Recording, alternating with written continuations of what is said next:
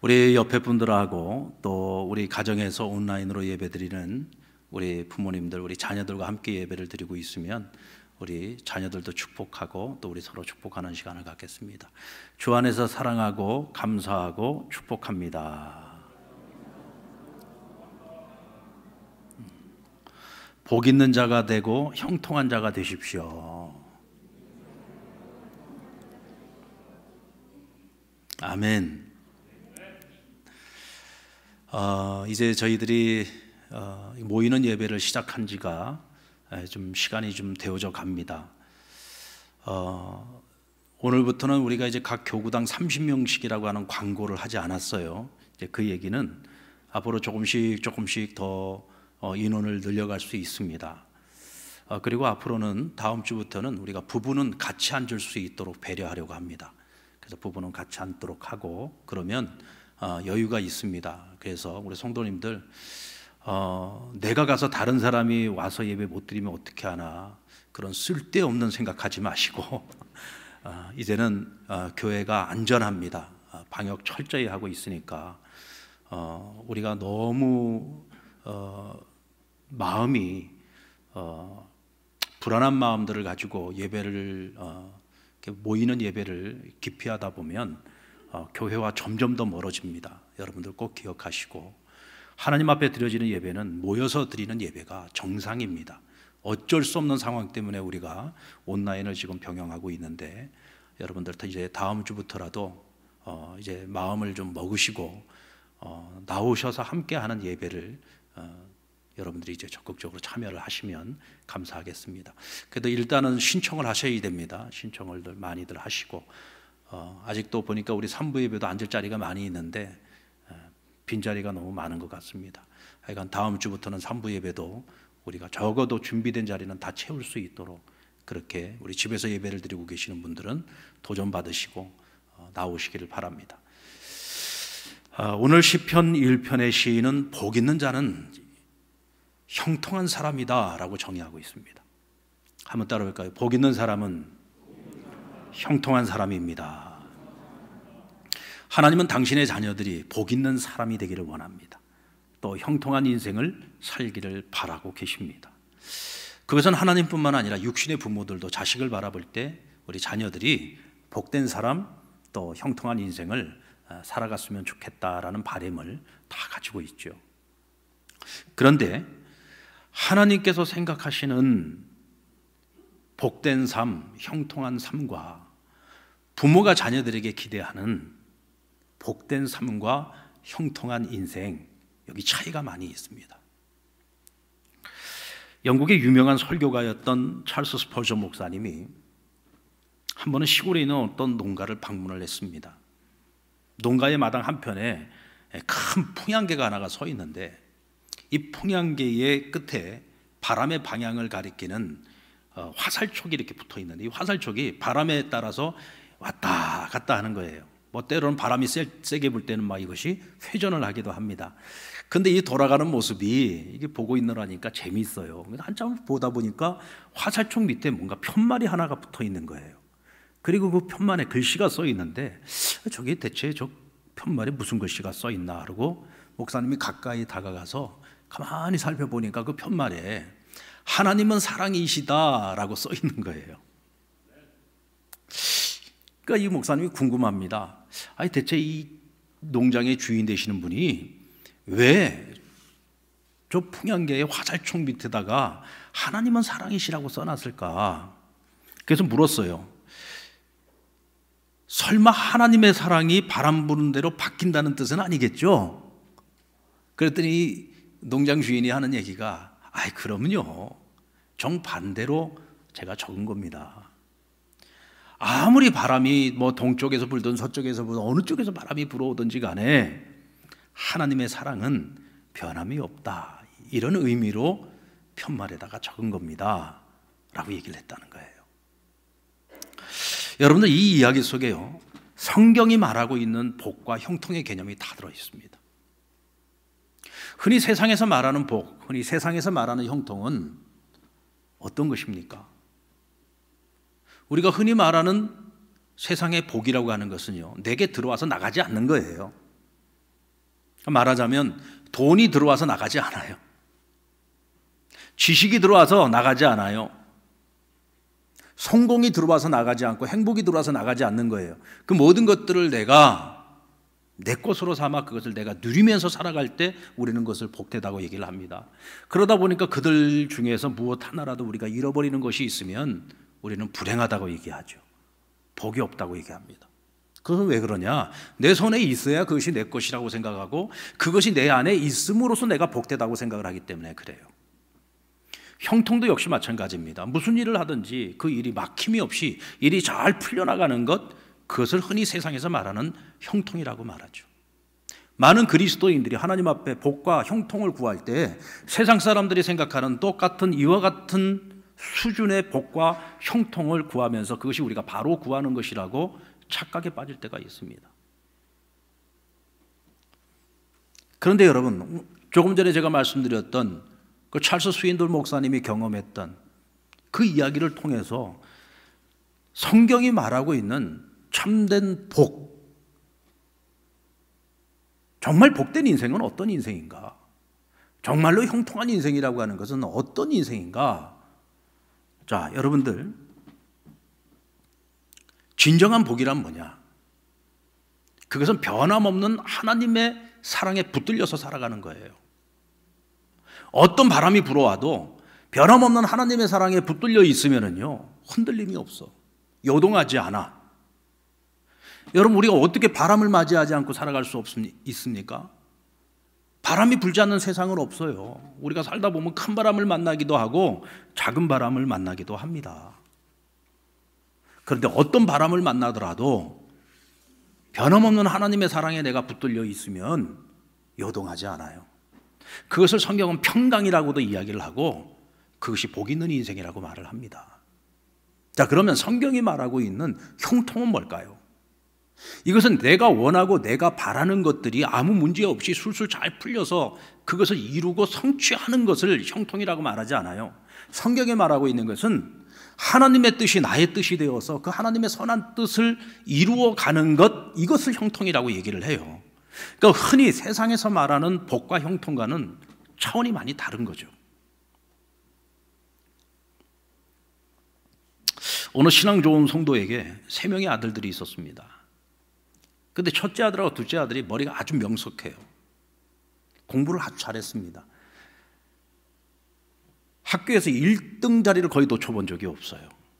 그러니까 적어도 부모님이 이 자녀들을 기를 때 공부 때문에 스트레스 받을 일이 없었어. 공부를 해라 해서 하는 것이 아니라 얘네들은 공부가 좋아서 하는 아이들이에요. 알아서 공부하고 상급학교 지나갈 때도 알아서 열심히 해가지고 좋은 학교에 계속 진학을 합니다. 나중에 대학을 갈 때도 최고의 대학을 들어갔어요. 학교를 졸업하고 각기 자기 꿈을 찾아서 갔는데 첫째 아들은 의사가 되고 작은 아들은 판사가 됐어요. 뭐 우리가 흔히 세상에서 그러잖아요. 아들들 중에서 의사 나오고 판사 나오면 성공했다고. 뭐 요즘은 또 개념이 많이 달라졌습니다만은 예를 들자면 그렇다는 겁니다. 자, 그런데 이 아이들이요, 어렸을 때부터 교회 가는 걸 너무 싫어했어요. 왜 교회 가는 걸 싫어했느냐? 공부하기에 시간이 부족해. 그래도 부모님이 교회 가야 된다고 이야기를 하면 지금 한자라도 더 공부해야 되는데 교회 가서 시간 뺏길 수 없다는 거예요. 이때 부모님들이 고민을 합니다. 이걸 어떻게 해야지 되나? 그러다가 나름대로 합리적인 이유를 찾았어요. 그래, 모든 건 다 때가 있어.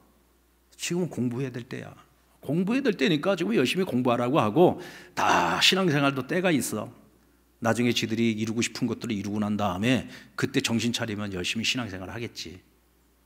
그리고 이 자녀들의 신앙생활에 대해서 그냥 자녀들의 비율을 맞추느라고 방치해뒀어요. 자, 이 두 아들이 의사가 되고 판사가 됐습니다. 이제 부모님이 이제는 좀 신앙생활 열심히 할 때가 됐다. 그래서 자녀들에게, 야, 얘들아, 이제는 하나님 앞에서 살아야 돼. 열심히 신앙생활 해야 된다. 너희가 이렇게 된 거 다 하나님의 은혜야. 그때 이 자녀들이 이렇게 얘기합니다. 아니, 그게 왜 하나님의 은혜예요? 내가 열심히 공부해가지고 내가 이룬 건데. 내가 노력해서 이룬 건데. 그리고 하나님이 어디에 계신다는 거예요? 눈에 보이지도 않는 하나님을 어떻게 믿어요?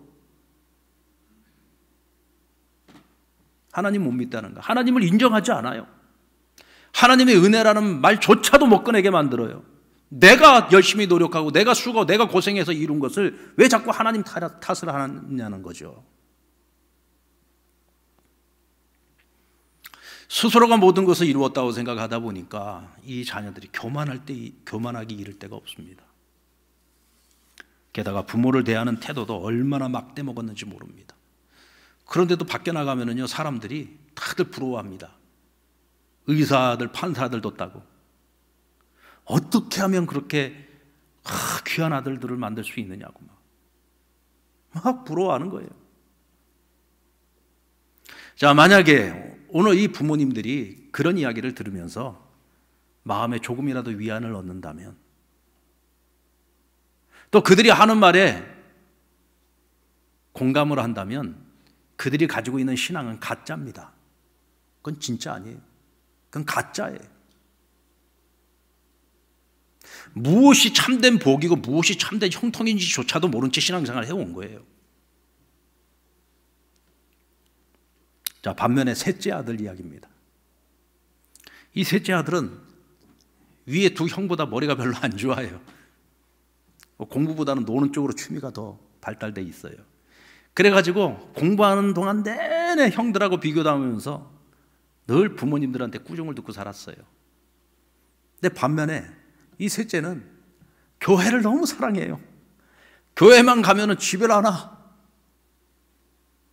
그래서 교회 오빠로 성장을 했어요. 중등부 회장, 고등부 회장, 대학부 회장, 청년부 회장, 남성교회 회장. 세상에서는 회장이라고는 회자도 못 들어봤는데 교회만 가면 전부 회장은 독차지하는 거야. 열심히 모이기에 힘쓰고, 또 교회 일이라면 그냥 자다가도 벌떡 일어나서 가서 교회를 섬기고. 하나님이 얼마나 이뻐하시겠어요. 뭐 형들처럼 공부를 뭐 특별하게 잘해가지고 무슨 뭐 아주 좋은 대학을 간 것도 아니고, 무슨 큰 부자가 된 것도 아니고, 무슨 전문직을 가진 것도 아니고, 그냥 일반 작은 회사에 들어가서 열심히 일을 하고 살아가는데, 그런데 성격이 너무 좋아요. 인간성이 너무 좋아요. 사회성이 너무 좋아요. 그러니까 이 셋째 옆에는 항상 친구들이 많이 있고 어디를 가든지 사랑받고 인정받아요. 게다가 부모님과 가장 가까이 살면서 부모님 섬기고 열심히 모시는 거는 이 셋째가 도맡아서 다 하고 있어요. 자, 그런데도 이 부모님이 밖에 나가면 누구를 자랑해요? 이 셋째를 자랑하는 게 아니라 의사 되고 판사 된 이 첫째하고 둘째만 자랑을 하는 거야. 이건 여러분, 이 부모님이 가지고 있는 신앙, 이건 100% 가짜예요. 이건 절대로 진짜 아니에요. 왜 이분들은 이런 신앙생활을 했을까요? 이분들은 무엇이 성경이 말하고 있는 참된 복인지, 무엇이 형통한 인생인지를 제대로 모르고 신앙생활을 해온 거예요. 그러니까 헛된 것만 추구하고 헛된 것만 바라면서 달려온 거죠. 그리스도인의 복과 형통은 변함없는 하나님의 사랑에 붙들려서 하나님의 선한 뜻을 구별하고 그 뜻을 이루며 살아가는 것이 복있고 형통한 인생이에요. 이와 같은 삶을 살아가는 사람들은 어떤 위기가 찾아오고 어떤 고비가 찾아와도 흔들리지 않아요. 왜냐하면 변함없는 하나님의 사랑이 그들을 붙들고 있기 때문에 그래요. 아멘입니까? 여러분, 지금 내 앞에 자녀들이 있고 또 어딘가에 지금 내 자녀들이 있어요. 지금 열심히들 살아가고 있습니다. 우리 부모님들은 자나깨나 자녀들 걱정이고 자녀들을 위해서 기도하는 일을 쉬지 않잖아요. 늘 기도하죠. 근데 여러분, 우리 자녀들에게 어떤 복을 위해서 기도할 겁니까? 우리 자녀들에게 어떤 형통한 인생을 놓고 우리가 기도할 거냔 말이죠.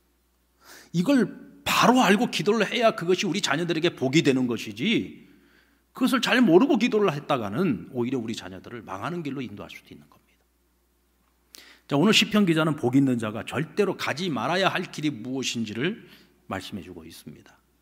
그 길은 악인의 길이요, 죄인의 길이요, 오만한 자의 길이라고 했어요. 그래서 오늘 성경에서는 악인의 꾀를 쫓는 것이고 죄인의 길을 걷는 것이고 오만한 자의 자리에 앉는 것이라고 했어요. 뭐 꾀가 됐든 길이 됐든 자리가 됐든 사실 다 같은 말이죠. 그 길을 걸어가고 있는 거예요. 또 악인이나 죄인이나 오만한 자나 사실은 다 같은 말입니다. 하나예요. 악인이 죄인의 길을 걷는 것이고 결국은 오만한 자의 자리에 앉는 것입니다. 그런데 오늘 성경은 분명히 말씀합니다. 우리 그리스도인 하나님의 자녀들이 절대로 가지 말아야 될 길이고 절대로 따르지 말아야 될 길이고 절대로 본받지 말아야 될 길이다 라고 분명히 말씀하고 있어요. 자, 그렇다면 왜 꾀를 가지고 살아갑니까? 왜 죄를 지으면서 살아갑니까? 왜 오만한 자리에 앉으려고 애를 쓰는 거죠? 그들은 하나님을 인정하지 않기 때문입니다. 하나님을 인정하지 않아요. 하나님이 보고 있다고 생각을 하는데 어떻게 악한 꾀를 쫓습니까? 하나님 보고 있다고 생각을 하는데 어떻게 죄인의 길을 걸어갑니까? 어떻게 오만한 자리에 앉을 수 있어요? 하나님이 없다고 생각하니까 제 멋대로 살아가는 것입니다. 그것이 옳은 길인 줄 알고 그 결과가 잘 되는 것 같이 보이니까 세상에서 말하는 형통한 길처럼 보이니까 그 길을 걸어가는 거예요. 오늘 공부 잘했던 이 두 아들을 생각을 해보십시오. 공부를 잘하니까 어렸을 때부터 칭찬만 듣고 자랐어요. 그러니까 지들이 굉장히 잘났다고 생각을 했습니다. 내가 하면 뭐든지 다 잘 될 거라고 생각을 했어요. 내가 열심히 하면 뭐든지 다 형통할 거라고 생각을 했습니다. 착각이죠. 근데 여러분, 이런 착각 속에서 살아가다 보면, 하나님이 없다는 생각을 가지고 살아가다 보면 사실은 악인의 길, 죄인의 길, 오만한 자의 자리, 이거는 누구나 빠질 수 있는 길입니다. 누구나 빠질 수 있는 길이에요. 신앙생활을 하더라도 역시 마찬가지입니다. 의인의 길을 가지 않고 악인의 길이 부러워서 그 길을 바라보고 그들을 따라가다 보면 아무리 우리가 예수님을 믿어도 결국 그 끝은 망하는 길로 가는 거예요. 하나님을 두려워하지 않는 사람, 사람을 두려워하지 않는 사람, 뭐 이런 사람들은 자기 방식대로 살아가잖아요.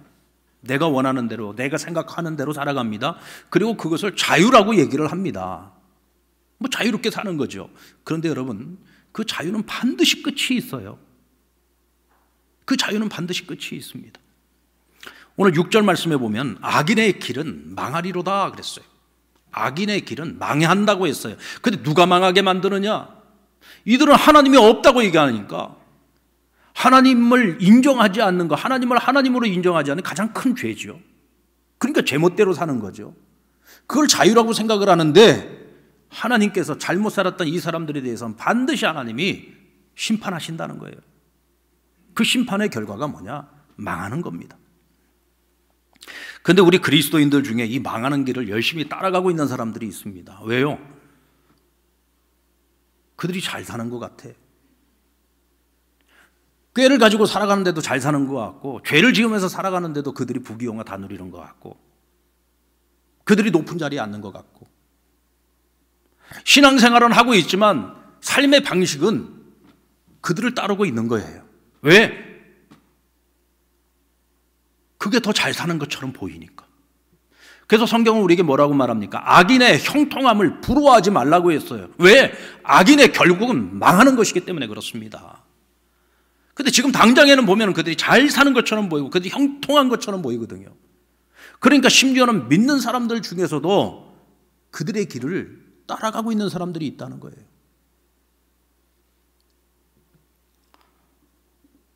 자녀를 둔 우리 부모님들과 우리 자녀들이 지금 어느 곳에서 살고 있든지 우리 자녀들을 위해서 기도할 때 여러분, 무엇보다도 중요한 것은 오늘 그 자녀들을 위해서 기도하는 우리 부모들이, 우리 신앙의 부모들이 이 복과 형통함에 대한 이 개념을 분명하게 알고 기도를 해야 된다는 겁니다. 아멘입니까? 절대로 악인의 형통함을 부러워하시면 안 됩니다. 당장에 지금 잘 사는 것처럼 보이고 그들이 성공한 것처럼 보이도 그건 절대로 잘 사는 게 아니에요. 성공이 아니에요. 그 끝은 멸망이라는 사실을 여러분 꼭 기억하셔야 됩니다. 그리고 의인의 길을 걷는 자, 곧 참 복과 형통의 삶을 살아가는 이들은 어떻게 살아야 되느냐? 어떻게 사는 것이 참 복이고 어떻게 사는 것이 형통한 인생이냐? 우리 2절 말씀을 같이 한번 읽어보겠습니다. 시작. 오직 여호와의 율법을 즐거워하여 그 율법을 주야로 묵상하는 자로다. 성경이 말하는 의인은 변함없는 하나님의 사랑에 붙들려 하나님의 뜻을 이루며 살아가는 사람이라고 말씀드렸어요. 그러므로 이 사람들은 하나님의 말씀을 즐거워해요. 하나님의 말씀을 즐거워하기 때문에 그 말씀을 주야로 묵상해요. 왜 그럴까요? 하나님의 말씀은 곧 하나님이기 때문에 그래요. 우리가 어떻게 하나님을 알 수 있습니까? 하나님 말씀을 통해서 알 수 있는 거죠. 하나님의 선하신 뜻을 우리가 어떻게 알 수 있습니까? 말씀을 통해서 알 수 있는 거죠. 어떻게 우리가 하나님을 만납니까? 말씀을 통해서 만나는 거죠. 어떻게 하나님과 날마다 동행합니까? 말씀을 통해서 하나님과 동행하는 거잖아요. 말씀이 곧 하나님이에요. 그러니까 하나님을 사랑한다 하면 말씀을 사랑하는 거죠. 말씀을 사랑하니까 즐거워하고 말씀을 사랑하니까 주야로 묵상하는 거예요. 여러분들 사랑하는 사람들은 대화가 길어요, 짧아요? 사랑하면 대화가 길어지는 거예요. 만나서 뭐 특별한 얘기도 아니야. 근데 사랑하니까 상대방이 무슨 얘기를 해도 다 즐거운 거예요. 무슨 얘기를 해도 귀에 쏙쏙 들어와요. 근데 언젠가부터 사랑하는 사람이 이야기를 해도 귀에 안 들어와. 무슨 얘기를 하면 막 짜증만 나요. 막 듣기 싫어. 그건 사랑이 식어서 그런 겁니다. 부부도 그렇지 않습니까? 처음에 결혼하기 전에 사귀는 동안에는 막 그냥 막 죽고 못 살았어요. 무슨 말을 해도 다 좋았어요. 신혼 초에도 너무 좋았어요. 막 한참 막 둘이 그냥 불같은 사랑을 할 때는 막 뭐든지 다 좋아. 그런데 언젠가부터 상대방이 하는 얘기 막 듣기가 싫어. 막 짜증나. 막 시험지어는 막 징글징글해.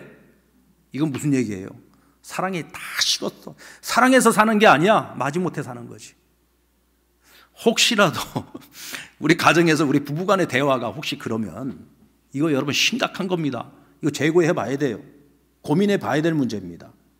잘못된 것이 있으면 어디서부터 시작이 되었는지 한번 따져보고 이 부부간의 대화의 문제를 잘 해결을 해야지 돼요.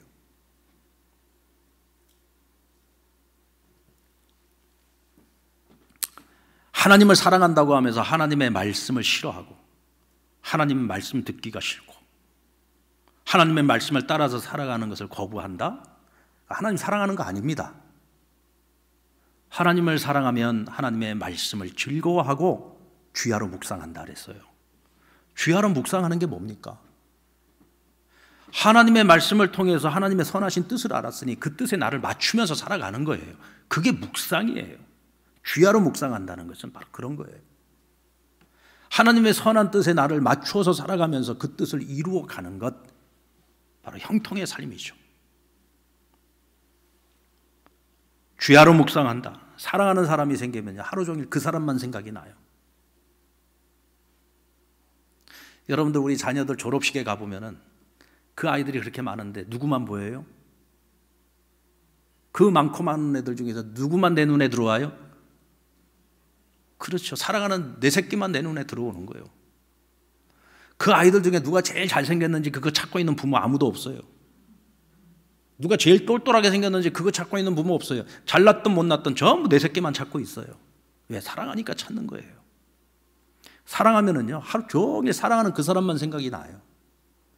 우리 군대에 있을 때 예전에는 손편지를 서로 많이 주고받았어요. 그 애인이 편지를 보내주면 하루 종일 읽어요. 하루 종일 읽고 또 읽고 또 읽고 아직 편지가 다를 정도로 읽어요. 자기 전에도 읽고 자다가도 또 깨어나서 후레쉬 켜놓고 또 읽고 화장실 가서도 읽고 나중엔 다 외워버려. 왜 그래요? 사랑하는 사람이 써서 보낸 것이기 때문에 그래요. 그래서 글자 하나하나도 놓치지 않아요. 문장 하나하나를 놓치지 않아. 대체 어떤 마음으로 이걸 나한테 이렇게 표현을 해서 쓴 걸까? 우리가 하나님의 말씀을 묵상할 때도 그렇잖아요. 말씀을 묵상하면서 하나님 오늘 나에게 이 말씀을 왜 주시는 걸까? 대체 나에게 무엇을 말씀하시는 건가? 하나님의 그 마음, 의도, 그 숨은 뜻을 다 묵상하면서 그것을 알아내려고 애를 쓰잖아요. 왜? 하나님 사랑하니까. 하나님이 사랑하는 나에게 오늘 주신 특별한 말씀이니까. 이게 사랑하는 관계예요, 관계.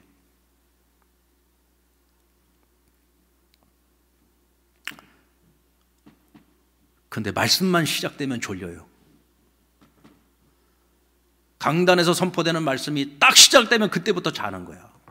뭐 말씀 시작되기 전까지는 그냥 멀쩡하다가 말씀만 딱 시작되면 자. 뭐 일주일 내내 뭐 남들보다 2배 이상 더 열심히 살다가 와갖고 졸릴 수도 있겠죠. 그런데 하나님의 말씀을 들을 때 말씀이 시작되면서 졸리는 거는요, 사랑하는 게 아니야, 그거는. 어떻게 사랑하는 사람의 그 말씀이 지금 선포되고 있는데 그 말씀을 들어보기도 전에 그냥 아예 막 일찌감치 그냥 천국과 지옥을 오고 가며 깊은 잠에 빠져버려. 그건 하나님 사랑하는 게 아니야. 사랑하는 사람이 얘기하면 아무리 오랫동안 얘기를 해도요, 지겨운 줄을 몰라요. 왜? 사랑하기 때문에. 하나님과의 관계는 그런 겁니다. 이와 같이 하나님의 말씀을 즐거워하고 주야로 묵상하는 자에게 어떤 축복이 주어집니까? 3절 말씀 같이 읽어봅시다. 시작. 그는 시냇가에 심은 나무가 철을 따라 열매를 맺으며 그 잎사귀가 마르지 아니한 같으니 그가 하는 모든 일이 다 형통하리로다. 말씀을 먹고 말씀 안에서 살아가는 사람은 시냇가에 심은 나무처럼 철을 따라 열매를 맺고 그 잎사귀가 마르지 아니한대요. 그러니까 모든 일이 형통한 거예요.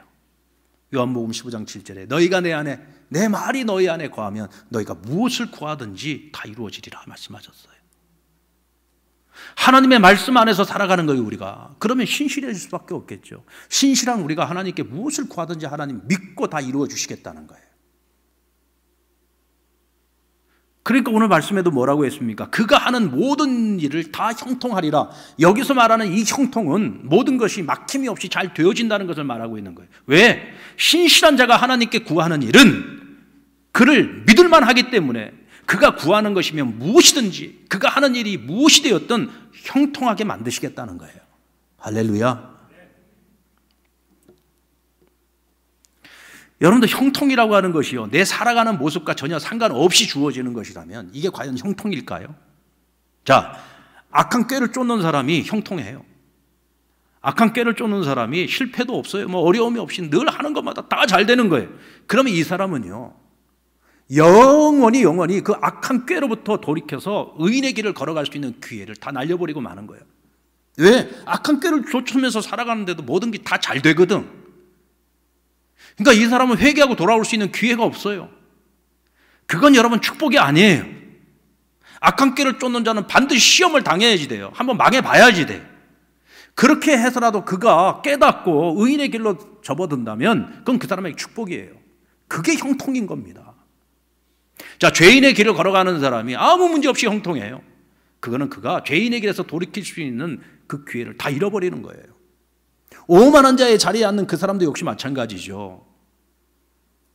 계속 형통하게 되면 이 사람은 겸손한 자리로 내려올 수 있는 기회를 잃어버리고 마는 거예요. 진정한 형통은 뭐냐? 의로운 삶을 살아가면서 하나님이 주시는 은혜로 말미암아 그의 삶 속에 하는 모든 일들이 잘 되어지고 하나님이 그를 높여서 높은 자리에 앉히실 때 이것이 뭐예요? 형통인 거예요. 이것이 참 복인 겁니다. 아멘입니까? 복되고 형통한 사람은 존중과 배려의 삶을 살아가는 것입니다. 순종이라는 책으로 우리에게 잘 알려진 존 비비어가 존중이라고 하는 책을 썼어요. 그런데 이 존중이라고 하는 이 책에 보면은 존중은 형통한 그리스도인의 비밀이라고 하는 표현을 쓰고 있습니다. 형통한 그리스도인으로 살아가려면 이 사람은 뭐냐? 존중하고 배려하는 삶을 살아가야 된다는 거예요. 우리는 참된 존중을 통해 하나님의 임재를 경험할 수 있고 사람을 존중하는 방식이 우리가 받게 될 하나님의 은혜와 축복을 결정하게 된다라고 이야기하고 있습니다. 다시 말하면 내가 하나님을 존중할 때 하나님은 나를 존중해 주는 거예요. 내가 사람을 존중해 줄 때 다른 사람들도 나를 존중해 주는 거예요. 배려도 역시 마찬가지고요. 그래서 하나님께서 이렇게 말씀하시지 않습니까? 사무엘상 2장 30절에 보면 나를 존중히 여기는 자를 나도 존중할 것이고 나를 멸시하는 자가 있으면 나도 그를 경멸할 것이다 라고 말씀하셨어요. 빌립보서 2장 3절에 보면 사도 바울은 이렇게 말합니다. 남을 나보다 낮게 여겨라 라고 했어요. 그것은 뭐야? 상대방을 존중하라는 얘기죠. 상대방을 배려하라는 얘기입니다. 하나님도 마찬가지예요. 너희가 나를 존중하면 내가 너희를 존중할 것이고 너희가 나를 배려하면 나도 너희를 배려할 거야 라고 말씀하시는 겁니다. 여러분, 존중과 배려는요 서로 주고받는 것입니다. 우리에게 존중과 배려의 가장 대표적인 모습을 보여주신 분이 누구냐면 예수님이죠. 예수님은 위로 하나님을 존중했어요. 하나님 아버지를 존중했기 때문에 아버지의 뜻을 철저하게 받아들이고 그 아버지의 뜻 앞에 철저하게 순종했어요. 자기 생명을 내어놓기까지. 사람들을 대할 때는 어떻게 대하셨습니까? 존중하셨죠. 심지어 죄인들까지도 존중하셨어요. 악한 자들도 존중해 주셨어요. 그래서 하나님의 사랑으로 그들의 그 연약함과 그 허물까지도 다 덮어주셨어요. 이것이 예수님이 우리에게 보여주신 존중과 배려의 모습입니다.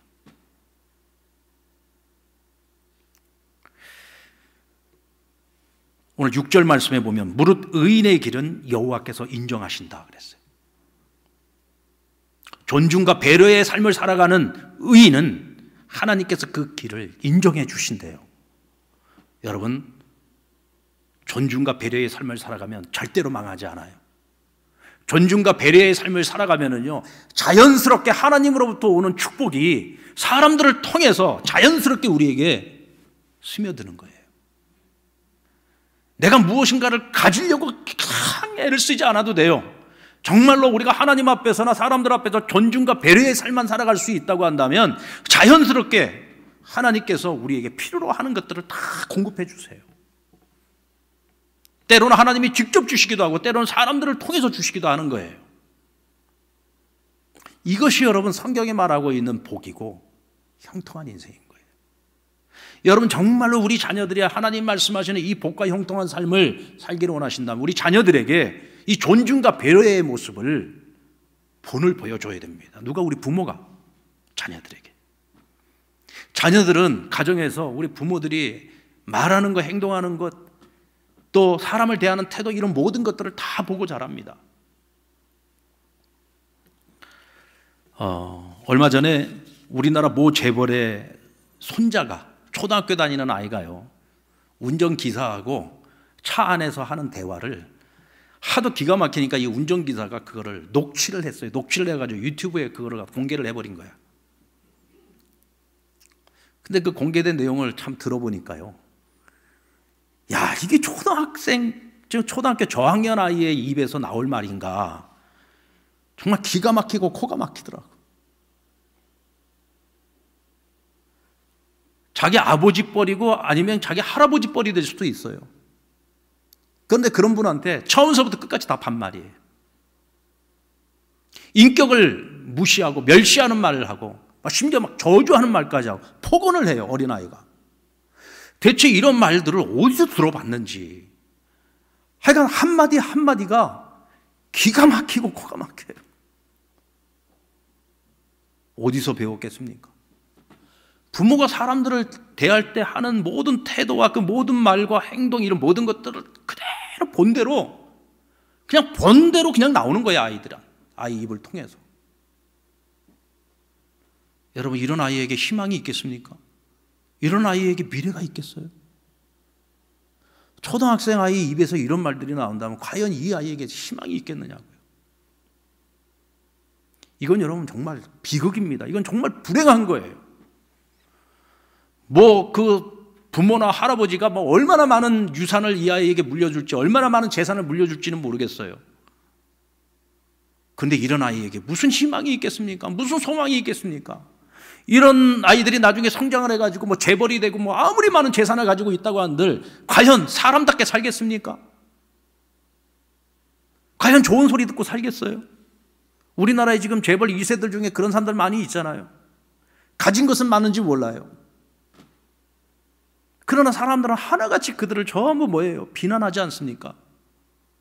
저게 무슨 사람이냐고. 사람 같은 짓을 해야 사람이라고 그러지 않아요? 여러분, 그게 성공한 겁니까? 그게 행복한 거예요? 정말 우리 자녀들에게 물려줄 수 있는 저는 최고의 축복의 선물은요, 존중과 배려라고 생각합니다. 오늘 성경은 그것을 우리 자녀들에게 물려주라고 말씀하고 있어요. 여러분들 이제 내일 모레 화요일이 어린이날입니다. 이제 우리 집에 아이들은 이제 다 커버려가지고 어린이날이라서 뭐 선물을 해주고 싶어도 이제 못 해줘요. 애들이 다 커버려가지고.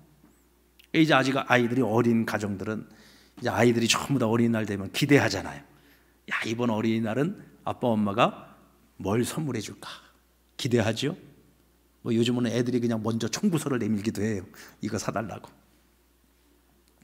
우리 어렸을 때 참 못 먹고 못 살던 시절이었지만 그래도 그때도요, 어린이날이 되면은요 기대가 됐어요. 야, 이번 어린이날에는 우리 부모님들이 뭘 선물해 줄까, 그런 기대를 했었던 것 같아요. 여러분, 이번 어린이날에는 우리 자녀들에게 선물도 해야 되겠지만 선물도 해주세요. 아이들이 원하는 거. 그런데 이번 기회에 존중과 배려를 가르쳐주면 참 좋겠다라는 생각이 듭니다. 혹시 우리 아이 주변에 친구들이나 혹은 같은 학급에 있는 아이들이나 아니면 우리 주변에 어린이날이 되어도 바랄 것도 없고 또 누구에게도 기대할 것이 없는 그런 아이들도 있을 거예요. 부모에게 버림받은 아이들도 있을 것이고 또 때로는 부모님들 관심 밖에 있는 아이들도 있을 거고요. 혹시 그런 아이들이 있으면 집에 초대해서 같이 식사를 하든지 아니면 내 아이에게 줄 선물 똑같은 거 하나 더 준비해서 내 아이의 손을 통해서 그 친구들에게 같이 선물을 하고 같이 나누고 또 섬길 줄 아는 그런 것들을 한번 경험하게 한다면 이 아이들이 여러분들 수없이 많은 어린 시절의 그 어린이날들 가운데 평생에 기억에 남는 어린이날이 될 수도 있지 않겠습니까? 내가 나누고 베풀 때 상대방이 너무 기뻐하고 행복하는 그런 모습을 보면서 존중과 배려라고 하는 것이 이렇게 가치 있는 것이구나 라고 하는 것을 아이들이 배울 수 있다면 그 아이들의 인생은 미래가 있고 소망이 있지 않겠습니까? 여러분, 악인의 길과 의인의 길은요, 그 끝이 너무나 분명합니다. 과정에서는요, 끝이 보이지 않으니까 그게 더 그럴듯해 보이기도 해요. 근데 여러분, 성경은 거짓이 없습니다. 성경은 분명히 말씀합니다. 의인의 끝과 악인의 끝은 다릅니다. 의인의 길은 하나님이 인정해 주시지만 악인의 끝은 멸망입니다. 결코 악인의 형통을 부러워하지 마십시오. 하나님의 복, 하나님의 형통은 변함없는 하나님의 사랑에 붙들려서 하나님의 선한 뜻이 무엇인지를 알고 그 뜻을 이루어 가며 살아가는 것이 복이고 형통한 삶입니다. 또한 우리가 그 마음을 가지고 세상을 살아갈 때 언제나 존중과 배려의 삶을 통해서 하나님이 주시는 복이 자연스럽게 우리 가운데로 흘러와 그것이 또 많은 사람들에게로 흘러갈 수 있는 축복의 통로로 살아가는 저와 여러분, 그리고 우리 다음 세대 우리 사람 모든 믿음의 자손들이 될 수 있기를 주님의 이름으로 축원합니다.